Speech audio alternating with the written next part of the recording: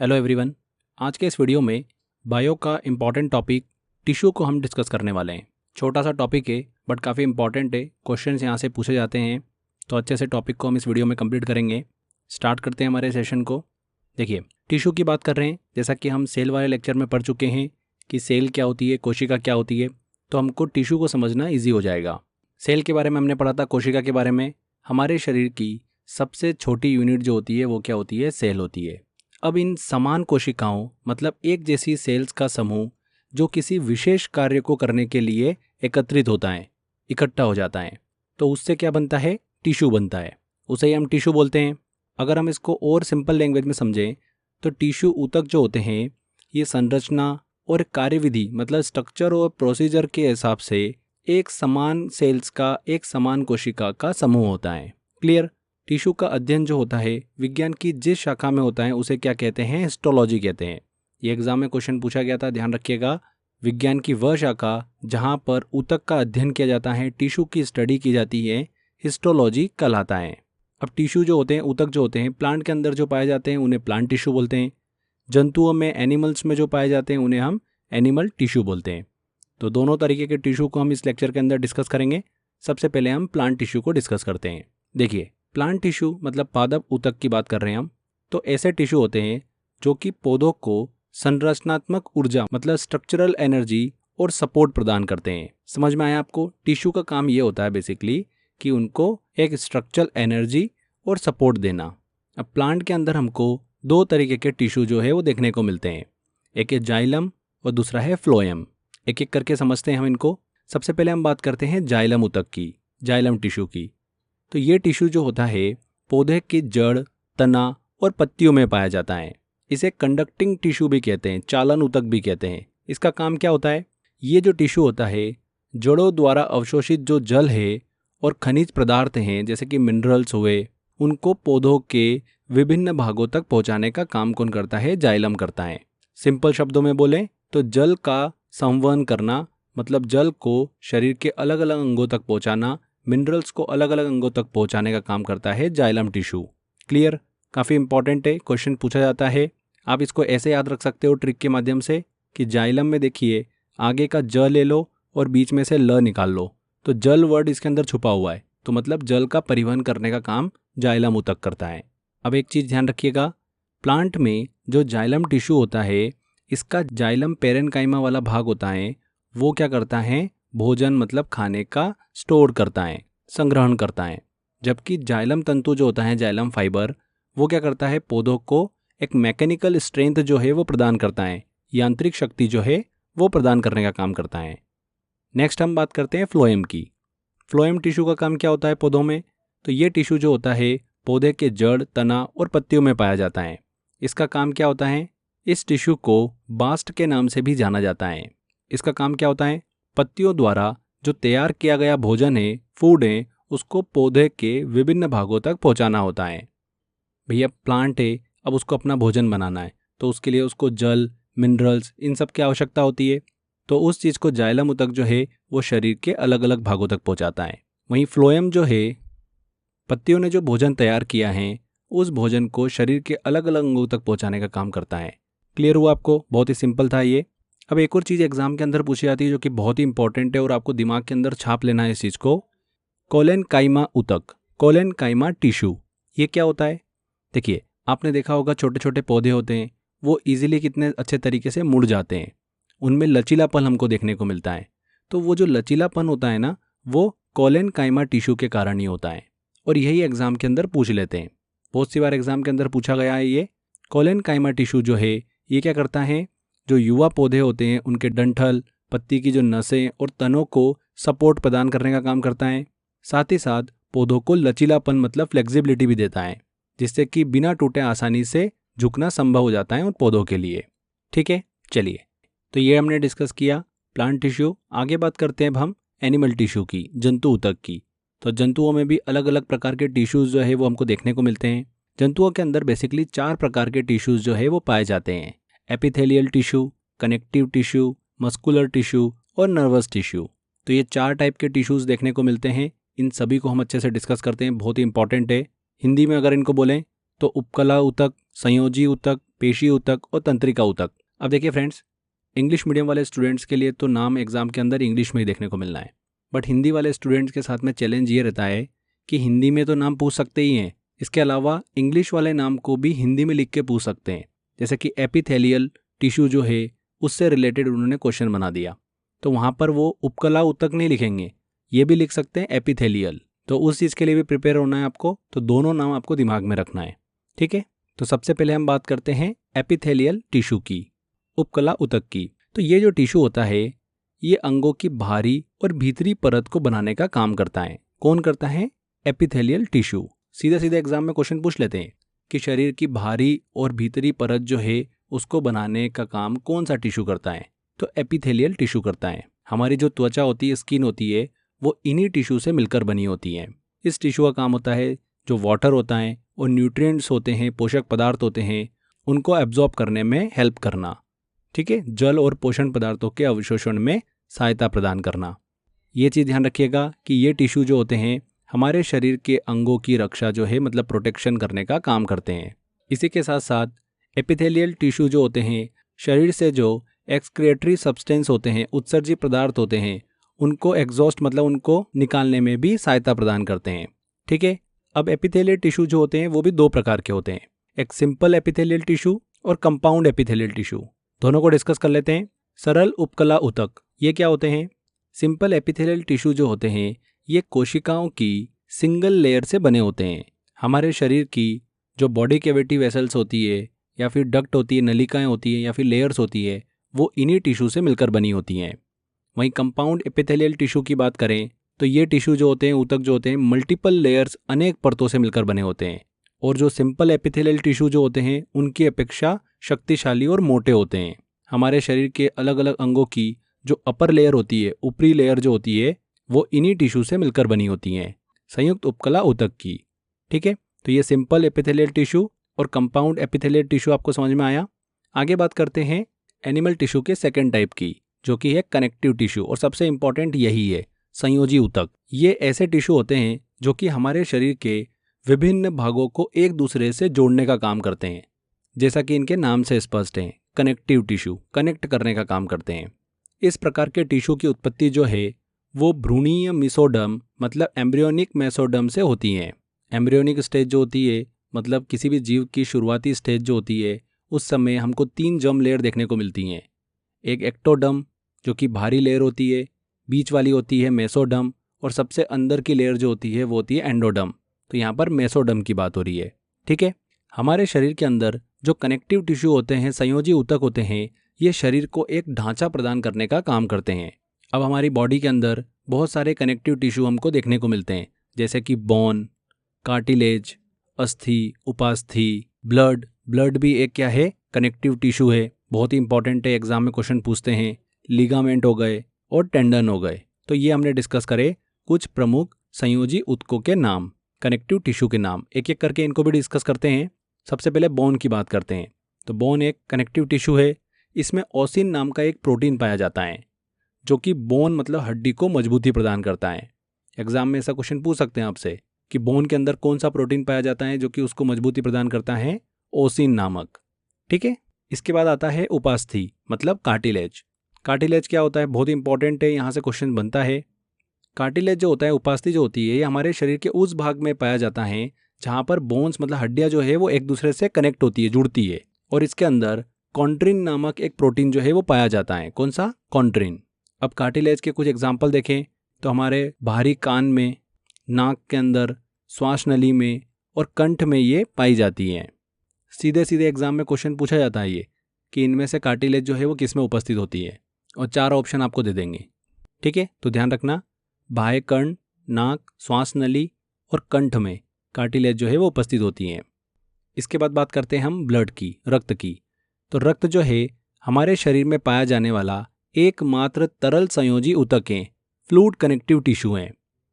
बहुत ही इंपॉर्टेंट, ऐसा एग्जाम में क्वेश्चन पूछते हैं कि ब्लड जो है वो किस तरीके का ऊतक है, कनेक्टिव टिश्यू है, मस्कुलर टिश्यू है, किस तरीके का टिश्यू है? तो कनेक्टिव टिश्यू है। नेक्स्ट आता है लिगामेंट। लिगामेंट जो होते हैं ये बोन्स को बोन से जोड़ने का काम करते हैं। वहीं टेंडन की बात करें तो ये बोन्स को मसल से जोड़ने का काम करते हैं। तो ये डिफरेंस ध्यान रखिएगा लिगामेंट और टेंडन में। ये सब कनेक्टिव टिश्यू की बात कर रहे हैं हम, जो कि कहीं ना कहीं अलग अलग अंगों को जोड़ने का काम करते हैं। इसके अलावा फ्रेंड्स एक वसा ऊतक भी होता है, फैट टिश्यू। ये भी संयोजी ऊतक मतलब कनेक्टिव टिश्यू के मुख्य प्रकारों में से ही एक होता है। पहले इसको हार्मोनल रूप से निष्क्रिय माना जाता था, पर हाल ही के वर्षों में जो फैट टिश्यू है, वसा ऊतक है, उसको एक प्रमुख अंतःस्रावी अंग के रूप में मान्यता दी गई है। तो हमारे बॉडी के अंदर जो वसा ऊतक होता है, फैट टिश्यू होता है, वो कौन सा होता है? एडिपोज टिश्यू होता है। एडिपोज टिश्यू को ही बॉडी फैट के नाम से भी जाना जाता है। मानव शरीर में जो फैट होता है, वसा होता है, उसका स्टोरेज जो होता है वो एडिपोज टिश्यू में ही होता है। एक प्रकार का क्या है? कनेक्टिव टिश्यू है। ये टिश्यू जो है शरीर को कुशन और इंसुलेशन भी प्रदान करता है। दो इंपॉर्टेंट पॉइंट बता रहा हूँ, ध्यान रखना। ये जो फैट टिश्यू होता है ये बॉडी को गर्म रखने में मदद करता है। आपने ऊँट का ऊपरी वाला जो हिस्सा देखा होगा, कुबड़ वाला, वो फैट टिश्यू से मिलकर ही बना होता है, मतलब वसा ऊतक का ही बना होता है। तो एग्जाम में क्वेश्चन पूछते हैं, इसलिए ध्यान रखना। शरीर को गर्म रखने में वसा टिश्यू जो है, वसा ऊतक जो है, फैट टिश्यू जो है वो मदद करता है। ठीक है।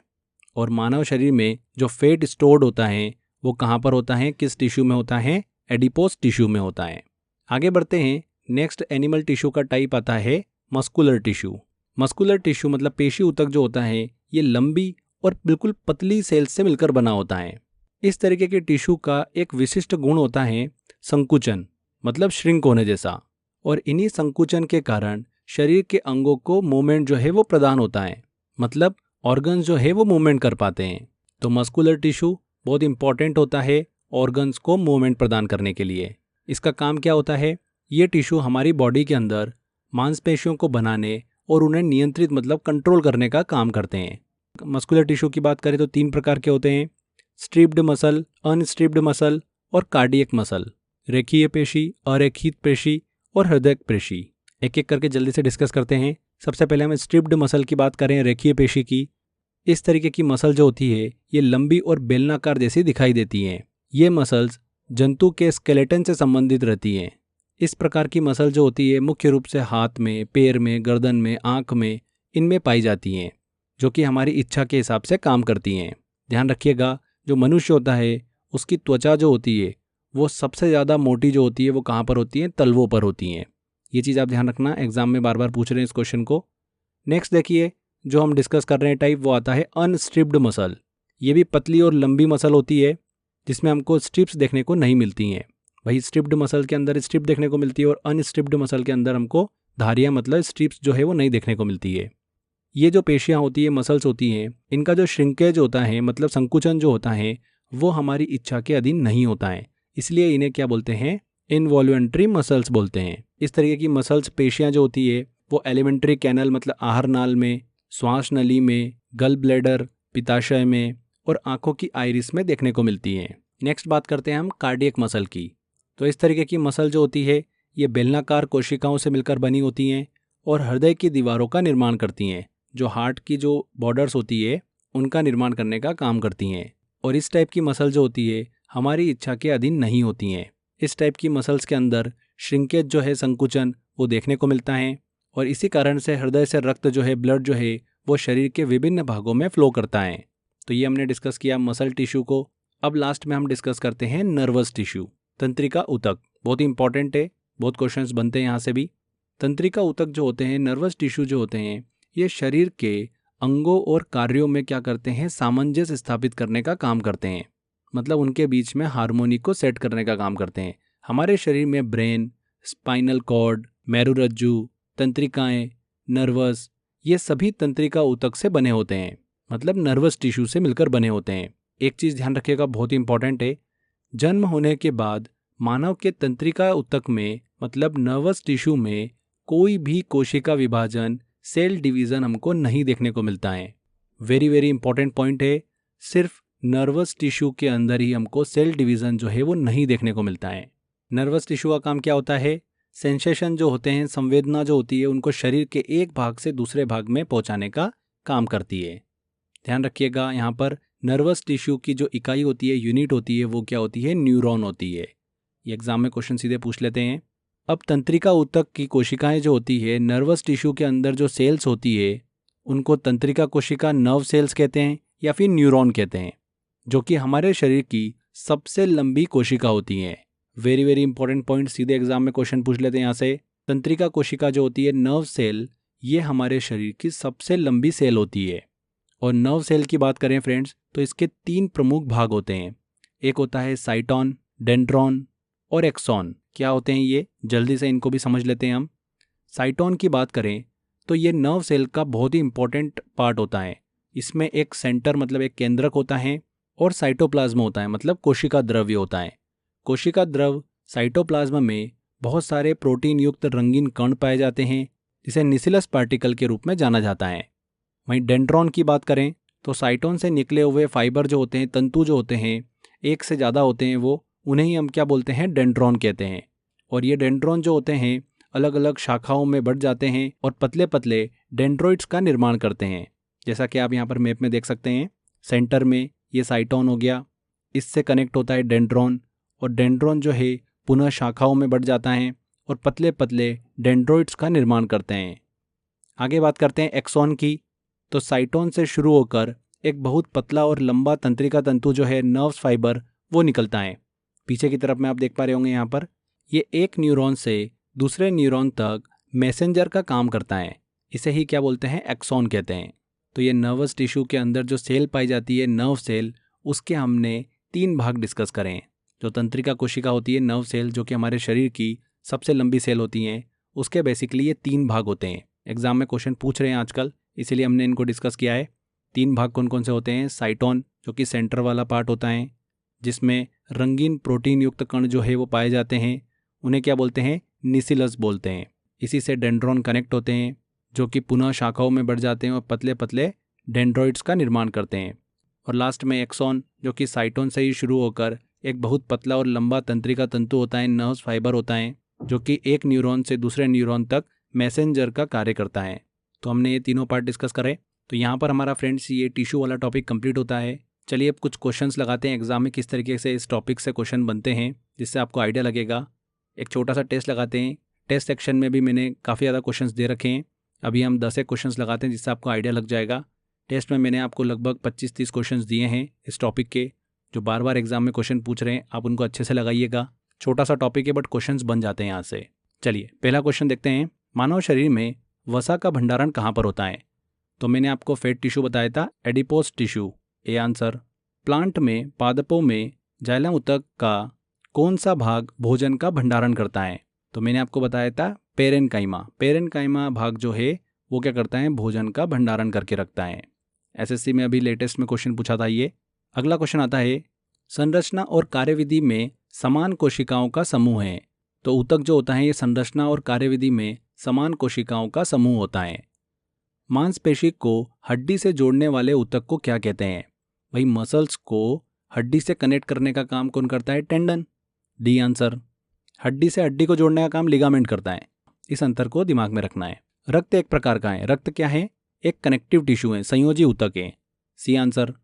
निम्नलिखित में से कौन सा संयोजी ऊतक नहीं है। भाई उपास्थि, अस्थि, बोन, कार्टिलेज, ब्लड, ये सब कनेक्टिव टिश्यू है। कंकाल पेशी जो है ये संयोजी ऊतक नहीं है, सी आंसर। उस ऊतक का नाम बताइए जो कि किसी पौधे के विभिन्न भागों में भोजन पहुंचाने का काम करता है। तो भोजन कौन पहुंचाता है, फ्लोएम। जाइलम जो होता है वो जल पहुंचाता है, जैसे कि जाइलम के नाम में ही देखिए जल वर्ड छुपा हुआ है। फ्लोएम जो है वो भोजन पहुंचाने का काम करता है। संवहनी पौधों में पानी ऊपर किससे आता है, किससे आता है, जाइलम ऊतक से। तो इस तरीके से फ्रेंड्स क्वेश्चन जो है हमको एग्जाम में देखने को मिलते हैं। और भी क्वेश्चन है इसके टेस्ट वाले सेक्शन में मैंने दे रखे हैं क्वेश्चंस, आप उनकी अच्छे से प्रैक्टिस करिए। जितनी मैंने आपको इन्फॉर्मेशन दी है सफिशिएंट इन्फॉर्मेशन है, इन्हीं में से क्वेश्चन जो है वो एग्जाम में पूछे जाते हैं। तो आज के बस इस वीडियो में इतना ही था। मिलते हैं नेक्स्ट वीडियो में। Bye bye.